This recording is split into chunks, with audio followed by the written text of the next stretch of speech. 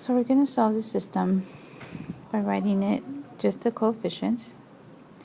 So we're going to look at row 1 and row 2 first.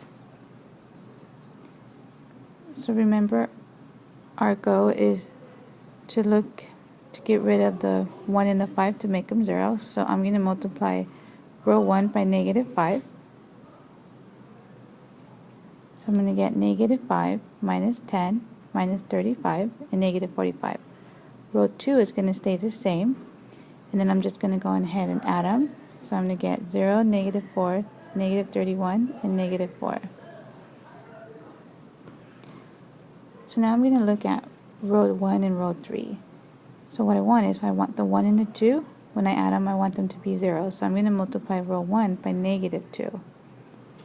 So if I do that, I get -2, -4, -14, and -18. Row 3 stays the same. So if I add them,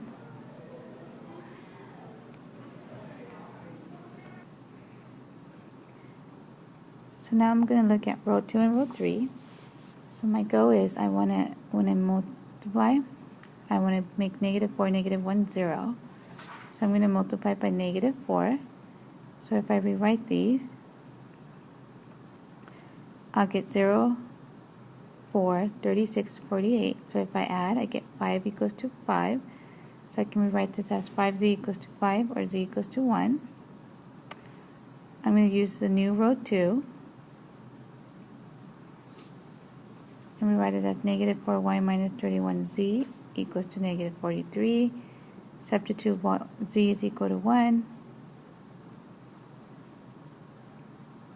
So y is equal to 3. So notice that you can stop at this point because you have a y value. If you did not have a y value, then you would go back to the original one and solve for x.